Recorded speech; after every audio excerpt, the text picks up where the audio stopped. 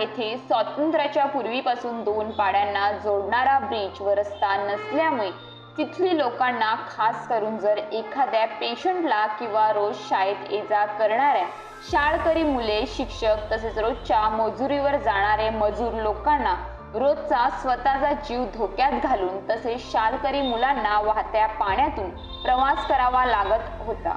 जर पाऊस जास्त झाला तर मुलांना आठवडाभर शाळेत दांडी मारावी लागत असे। या ब्रिजसाठी पालघर विधानसभेचे आमदार श्रीनिवास वनगा यांनी पाठपुरावा करून ह्या ब्रिजचं काम पूर्ण केलं आहे। काम पूर्ण झाल्याबद्दल ग्रामस्थांच्या चेहऱ्यावर आनंद पाहायला मिळाला। तसेच या निमित्ताने ग्रामस्थांनी आमदार साहेब यांना एक आश्वासन देखील दिलं, तुम्ही कुठेही असा परंतु आम्ही सर्व ग्रामस्थ तुमच्या पाठीशी आहोत असं आश्वासन दिलं। माहिती आहे, हा धानोरी पानतपाडचा छोटा ब्रिज अनेक वर्षापासून लोकांची मागणी होती, परंतु तो होत नव्हता। माझ्या कारकिर्दीमध्ये मी तो पूर्ण केला, याचं मला एक समाधान आहे। आज या ब्रिजचं उद्घाटन देखील केलेलं आहे।